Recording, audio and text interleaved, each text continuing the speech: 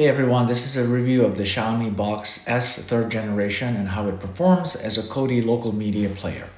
Giving away what I've already concluded, which is to reset the box and eBay it off. However, I do plan to hold on to it a bit longer on firmware updates and to test if Core Elect may be possible to install. More on that later. For this video, let me talk about this Google TV box and how it fares as a Kodi local media enthusiast option. This isn't a sponsored video, I paid for it myself and opinions are my own. This 3rd gen Xiaomi box costs about $60 and is powered by the new Amlogic S905X5M system on chip. The first limitation with this box is USB 2.0 only and no Ethernet. And just beware when ordering from AliExpress like I did or somewhere similar, you may need to buy a separate adapter plug. The second limitation, or really more of an annoyance, is the poor button placement on the remote, namely in pressing back or exit or the Google TV home button. Reason I bought the Xiaomi over the similar and half the cost Walmart On 4K Plus is the ability of the Xiaomi to pass HD audio, possibly making it more of an enthusiast device. I'll be using a USB gigabit Ethernet hub for most of my testing and you'll see why shortly. Initially the box felt snappy, but it really isn't compared to boxes based on the Amlogic S905X4 chip. Seems like the new S905X5M falls short in several ways, at least when using Google TV OS. Let me walk you through the settings and the options that I selected.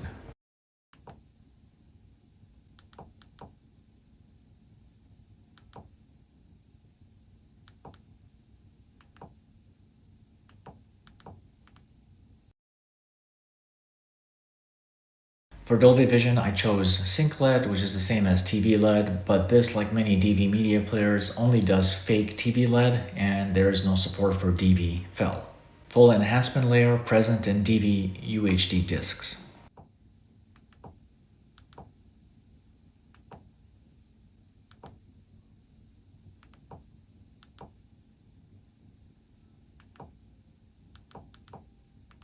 Here you can see the box supports all 4 HDR formats. And there, I pressed the Xiaomi TV button instead of the back exit, which should be where the Xiaomi TV button is instead on the remote.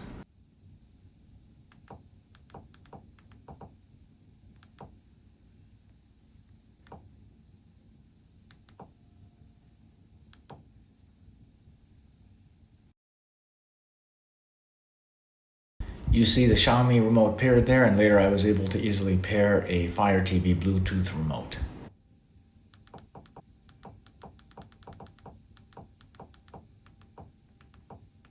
Enabling Android developer options here.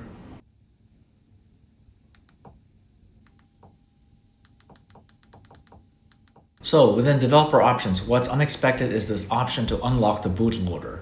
Very surprising, assuming it actually works, given this is a Google certified TV box. If I'm somehow able to install Core Elect, I'll do a follow-up video within a week. If not, you can assume that it's not possible. Here, with these options, I disabled UI animations and transitions, but it only marginally improved the box performance. Now let me update the firmware before conducting tests. The update took quite a long time, guessing about 20 to 25 minutes. I'm fast forwarding to show the process here.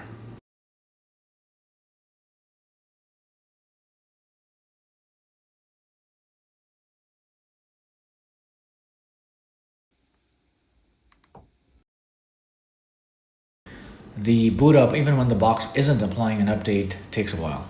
Fast forwarding through the boot up.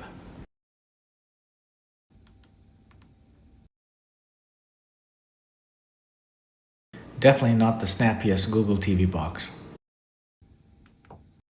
Redoing the system update check to ensure I have the latest firmware. Occasionally it's unable to check, but upon retries it's able to. As of this recording, there are reports of a newer firmware than what I have here, but it does not apparently fix the problems I'll share ahead. Okay, let's start with network performance test. Wi-Fi first. This box is supposed to be equipped with Wi-Fi 6.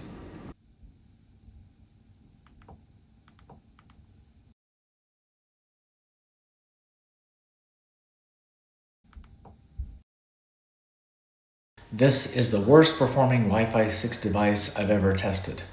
Results should be above 400 megs per second or better. Switching over to wired for the rest of my testing.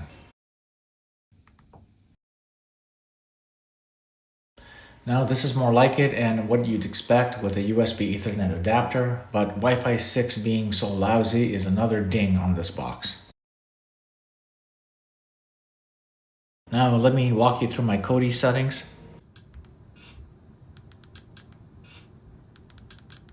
So you can see this box supports HDR, HDR10 Plus, and Dolby Vision.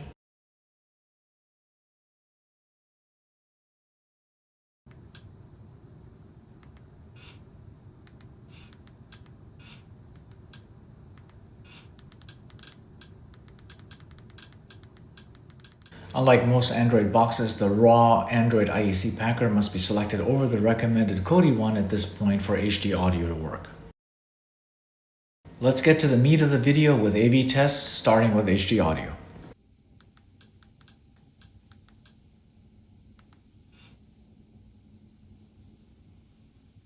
No audio. Two issues right off the bat. The video refresh and resolution change takes way longer than my other media players. And the more serious issue is Dolby Atmos here at True HD either not playing properly or with noticeable dropouts, as you'll see in a bit. Dolby HD audio in general, even some DTS HDMA as you'll see, is flaky, with some working, others partially, and some not at all.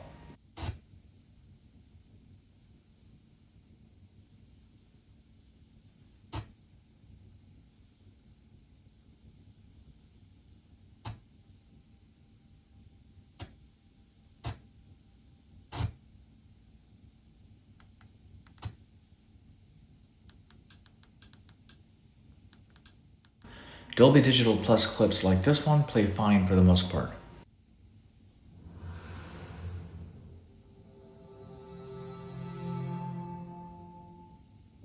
This is the left channel.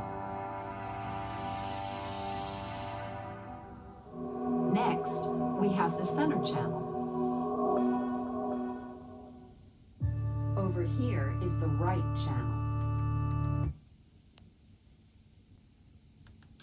Let's try another Dolby Atmos True HD clip.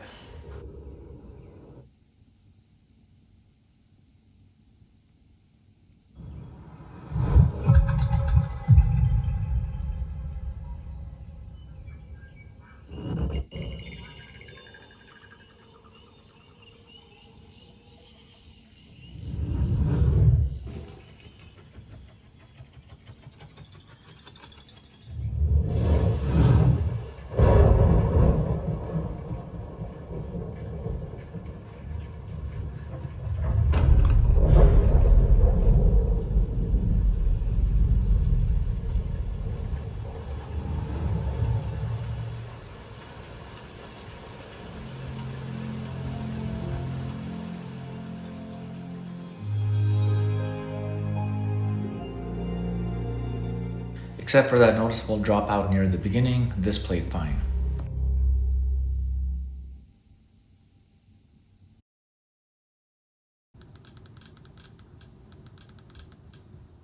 Now a True HD test clip, you'll hear multiple dropouts with this one.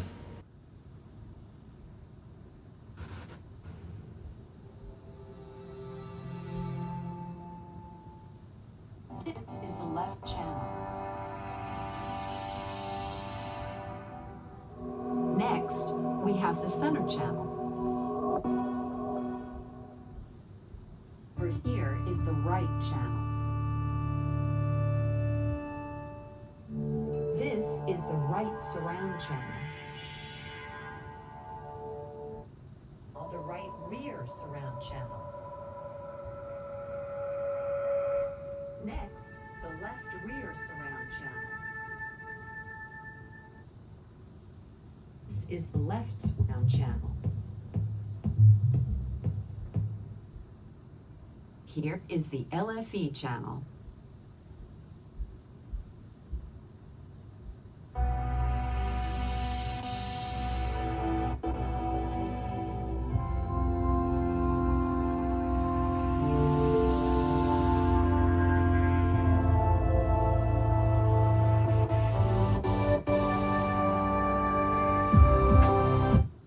The inconsistencies and dropout problems with Dolby True HD and Atmos aren't just it with HD audio. With DTS HDMA, there are not any dropouts, but there are definitely inconsistencies.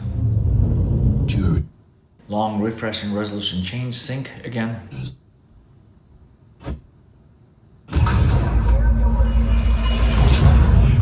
So this is a 7.1 DTS MA clip playing back in core standard DTS 5.1 only.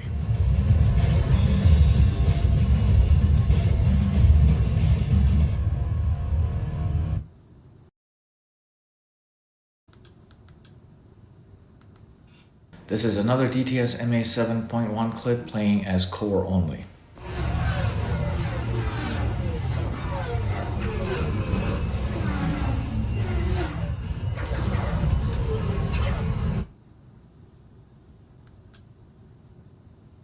Now, for whatever reason, the Xiaomi Box likes this DTS MA 7.1 clip and plays it back perfectly.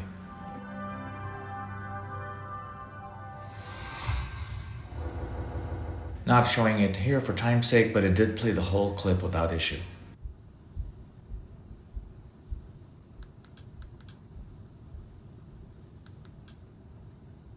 Moving on to DTS HD high resolution, both my 5.1 and 7.1 samples played properly.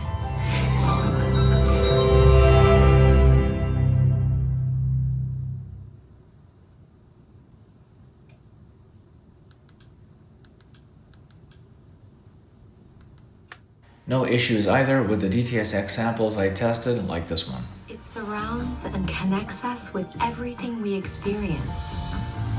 To date, this hasn't truly been recreated in a cinema, your living room, car, or mobile device. We set out to change this. DTS-X immerses you in multi-dimensional sound like you've never heard before.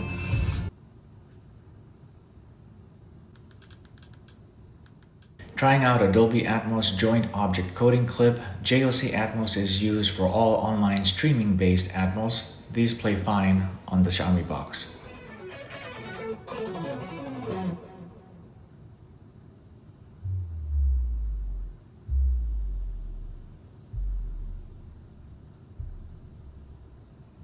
Center, left, right, front height left, front height right, left surround, right surround.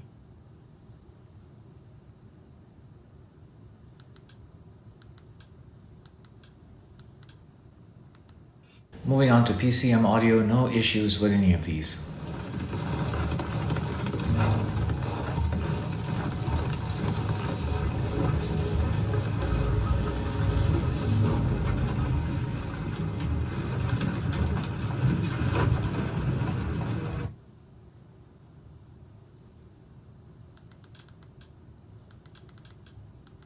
One last HD audio test, another true HD based Atmos demo clip. This played perfectly all the way. So as you've seen with tests shared here, some do, some have dropouts, and some barely have any audio.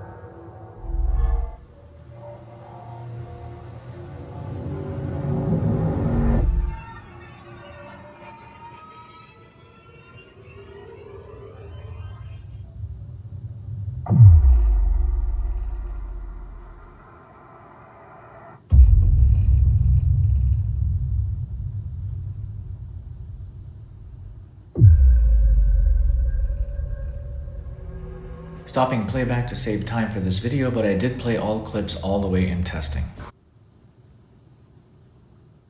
Moving on to test modern codecs, AV1 and VP9, along with HDR formats. I used this HDR movie sample to test black levels on projectors, but as you can see, HDR10 and AV1 24p playback just fine.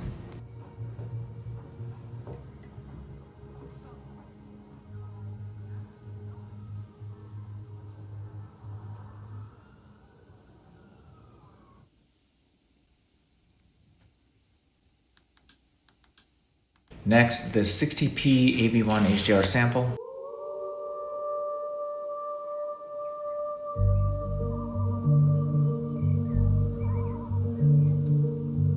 No issues here.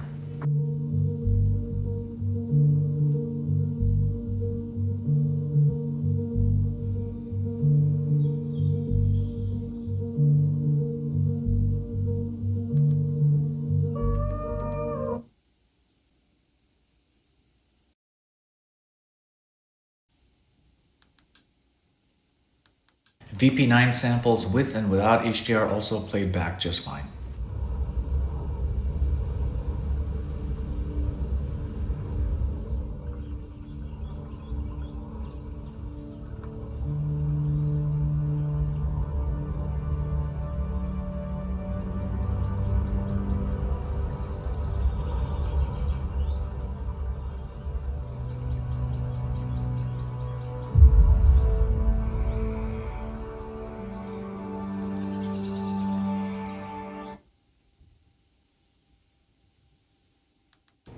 That was a 24p and this one's a 60.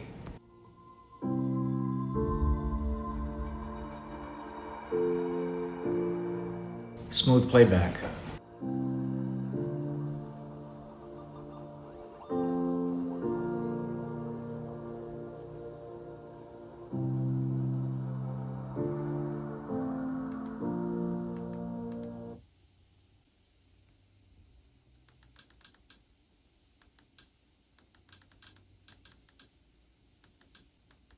Let me try a 8K sample.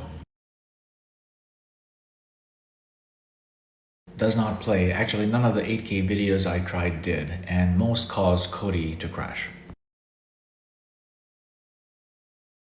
After this happens, both Google TV and Kodi performance worsen unless you reboot the box.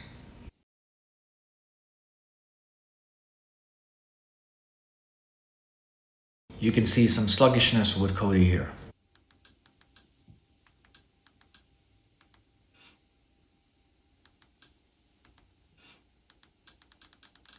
Continuing with AV1, here's a UHD disc sample I re-encoded into a DV Profile 10. As you can see, this plays perfectly well.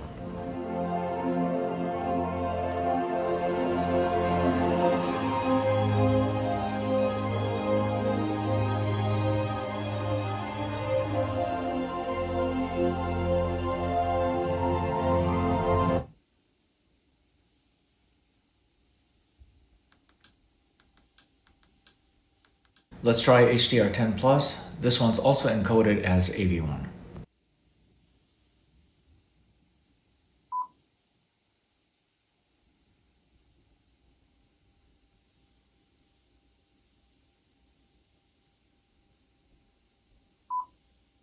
Works as it should with HDR10+ metadata changes visible.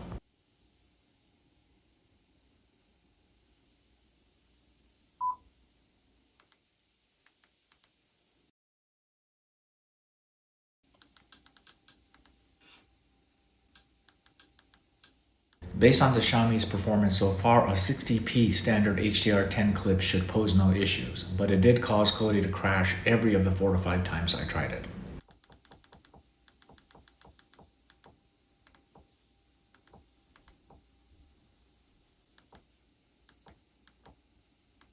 Actually, even after a restart, the box and Kodi performance are kinda sluggish.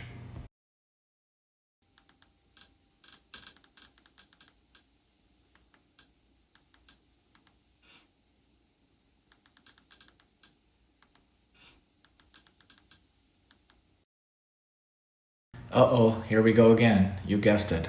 Kodi's crashing. Let's move on to different tests. I'm actually navigating slowly here to prevent another crash. We know this box does not support DV-Fel, but let's see if it can at least play DV Profile 7 with the base layer. And make that a nope.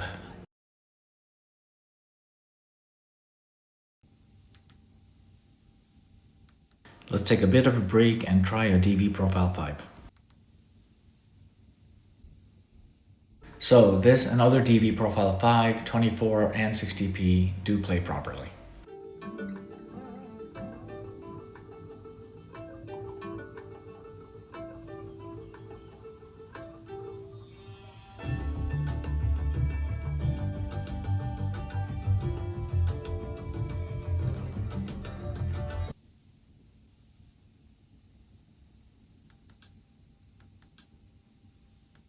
Let me try DV Profile 7 again using a different clip.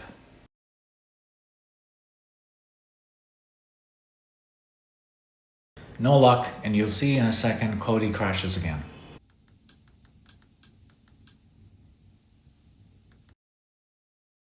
Finally, for DV Profile 7, trying an actual UHD disc grip. The inability to play UHD disc grips with DV pretty much renders this box useless as an enthusiast option, unless future firmware updates fix this, and of course the HD audio issue along with the box performance sluggishness.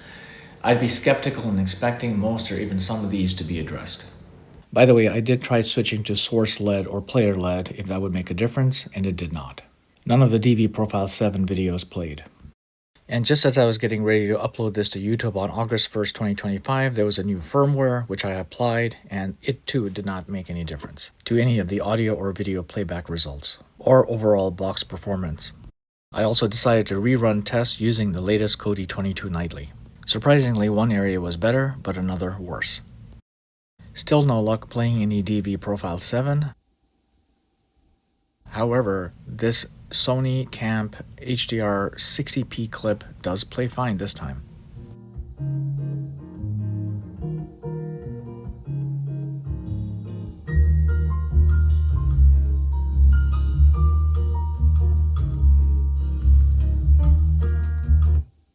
But with Kodi 22 nightly, look what happens with this Dolby Atmos True HD clip.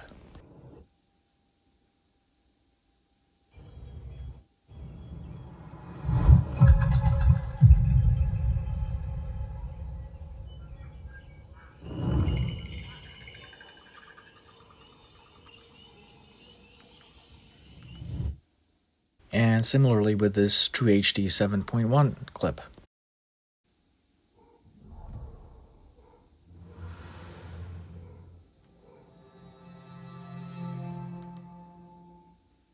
This is the left channel.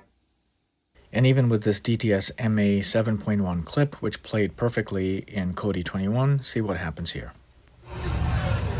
It is MA, but only 5.1 when it's supposed to be 7.1. Okay, now let's move on to legacy formats, MPEG2 and VC-1.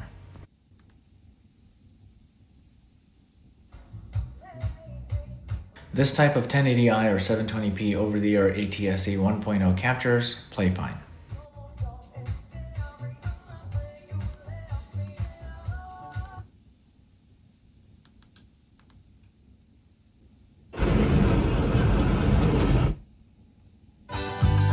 This 1080p MPEG2 sample from a Spanish Blu-ray also plays well.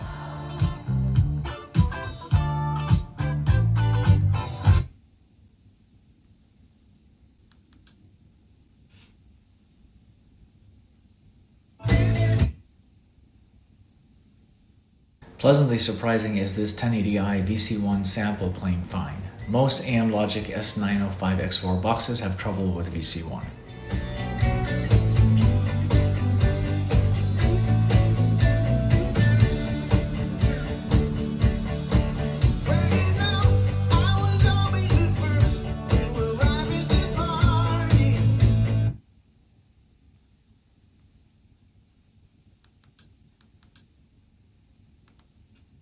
However, this 1080p 24p HD DVD rip sample stutters ahead, as you'll see, and like with Dolby True HD based tests earlier, audio mostly does not pass through.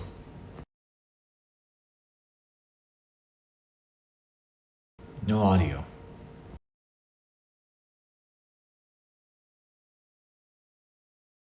It only works for a blip here.